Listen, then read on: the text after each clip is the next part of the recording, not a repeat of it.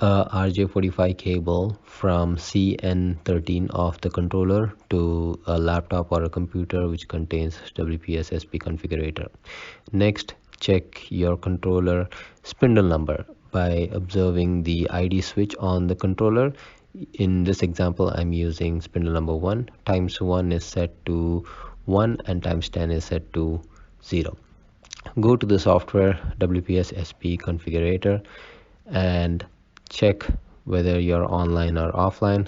Currently in this screen right now I am offline, so we will set up the IP address for the computer first. Go to your computer IP address, network and internet settings. Go to Ethernet and change adapter options and Ethernet, and right click on it, go to properties, and under that TCP IPv4 to access your computer IP address. By default, the Coretec controller's IP address is set up at 192.168.220.1.1 being your spindle number. So set up your computer IP address to that network and say OK, and go back to the WPS-SP Configurator software. Here, go to options. Under options, communication, and under communication you need to set up your software IP address. So here in this case 192.168.220, and there is an offset, which means if you select 0, it will be offset to 0 plus 1 spindle number, so the spindle number 1 can be received. Next up, go to operation authority and make sure you are selected supervisor to access your spindle number. So the password for supervisor is Coretec in all caps, and press OK. Apply once you enter the password, or say OK, and reopen your communication setup screen. Go to options, communications, and here you will see an additional option called controller, which came up after logging into supervisor. Under that, select appropriate spindle number and port number, and the IP address field will be unchanged. So that's a default IP address which has been shown, so you can make sure that what is the current IP address by clicking on receive.